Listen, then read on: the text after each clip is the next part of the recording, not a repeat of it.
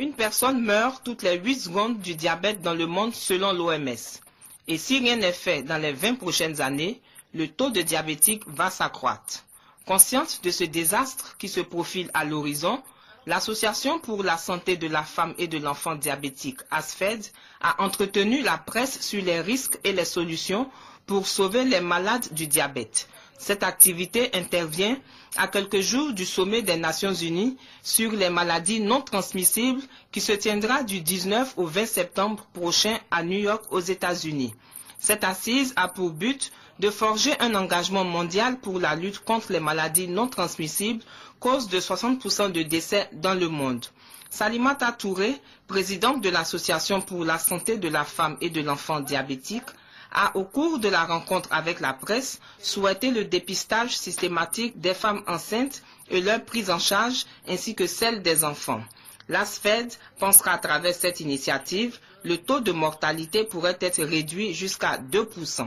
1958 produits pharmaceutiques ont été retenus pour figurer sur la liste des médicaments remboursables par la MUGEFSI, la Mutuelle Générale des Fonctionnaires de Côte d'Ivoire, au titre de l'année 2012.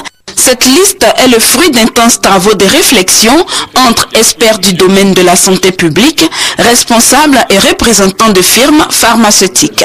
Les critères qui ont prévalu sont entre autres l'intérêt thérapeutique, la sécurité, la disponibilité et le prix.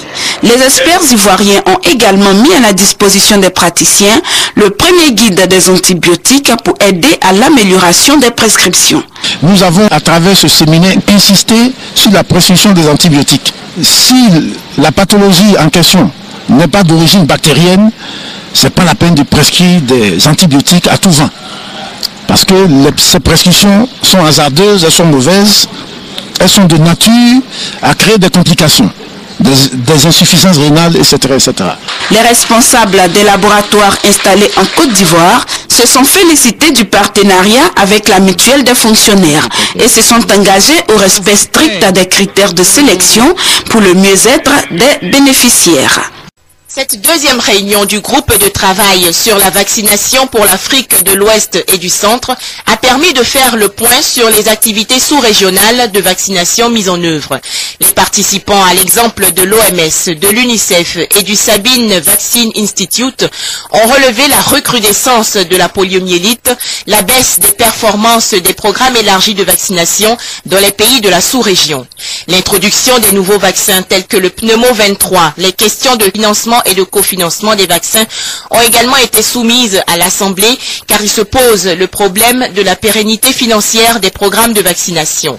Les discussions ont débouché sur des propositions concrètes d'action que le groupe de travail devra conduire d'ici décembre 2011 pour aider les pays à améliorer les performances de leurs programmes de vaccination. Essayer de voir comment est-ce qu'on peut mieux financer les activités de vaccination et les vaccins en particulier, voir comment les pays peuvent contribuer à l'achat des vaccins, peuvent contribuer à tout ce qui concourt à la vaccination, comment est-ce que ces pays peuvent mieux introduire les nouveaux vaccins qui sont mis à leur disposition et également améliorer les services. Le groupe de travail a salué les efforts accomplis par les pays de l'Afrique de l'Ouest et du Centre et a souligné que la surveillance de la poliomyélite mérite une attention toute particulière de ces pays.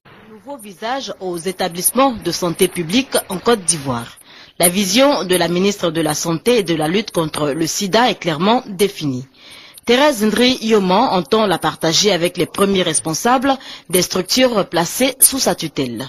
C'est ce qui justifie ces rencontres, d'abord avec les directeurs des structures sanitaires du district d'Abidjan, ensuite avec ceux des établissements des villes de l'intérieur.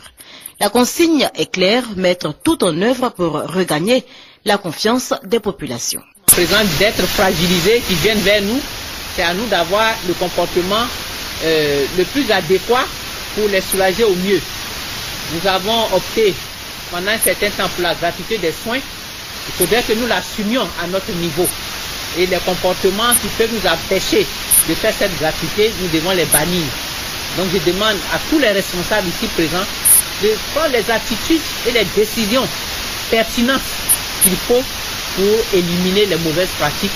Pour que vraiment d'ici un mois, on se rend compte qu'il y a eu un changement fin de nos établissements.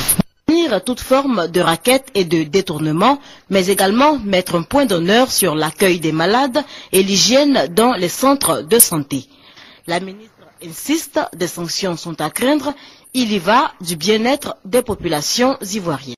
C'est à 10h30, ce mardi 4 octobre 2011, que la première dame de Côte d'Ivoire est arrivée au centre Mathieu-Ré de Koumassi, dans la chaleur de l'accueil réservé par les populations et le premier magistrat de cette commune, Ndoyi Yapi-Raymond, à l'occasion du coup d'envoi de cette caravane contre le VIH. Il s'agit bien entendu de la 6e édition de la Semaine nationale de lutte contre le sida.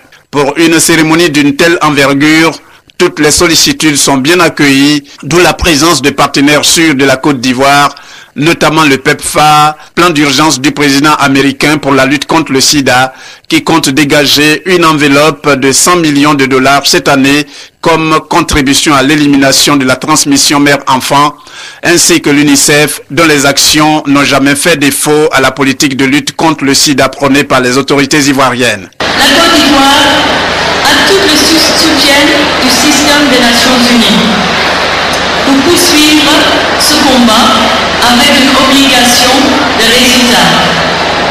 Zéro discrimination, zéro nouvelle infection par le VIH et zéro décès dû au VIH. Avec ce soutien des partenaires, il n'y a pas de raison d'échouer dans cette lutte. L'assurance en a été donnée par le ministre de la Santé et de la lutte contre le sida. Nous pensons qu'en Côte d'Ivoire, nous pouvons réussir ce pari. Nous pouvons obtenir l'élimination radicale du VIH-Sida de la mère à l'enfant si nos maris, si nos frères, si nos époux, si nos conjoints acceptent d'accompagner les femmes à la consultation prénatale. Tout comme le ministre de la Santé, la première dame de Côte d'Ivoire, Madame Dominique Ouattara, au regard du thème, à savoir se mobiliser autour de la prévention de la transmission du virus de la mère à l'enfant, a souhaité que toutes les énergies soient fédérées face à la pandémie. La pandémie du VIH-Sida est un fléau contre lequel nous devons nous battre de toutes nos forces. Comment pourrions-nous rester sans combat quand nos enfants, ceux-là même qui font notre source de bonheur et de fierté, sont les innocentes victimes? C'est pourquoi, contre la transmission du VIH de la mère à l'enfant, nous devons agir. Agissons aujourd'hui pour une enfance sans VIH, une enfance épanouie, gage de la vitalité de notre nation et d'un développement durable. La cérémonie a été aussi marquée par la remise d'un kit de produits alimentaires estimé à 15 millions de francs CFA à 1000 personnes vivant avec le VIH.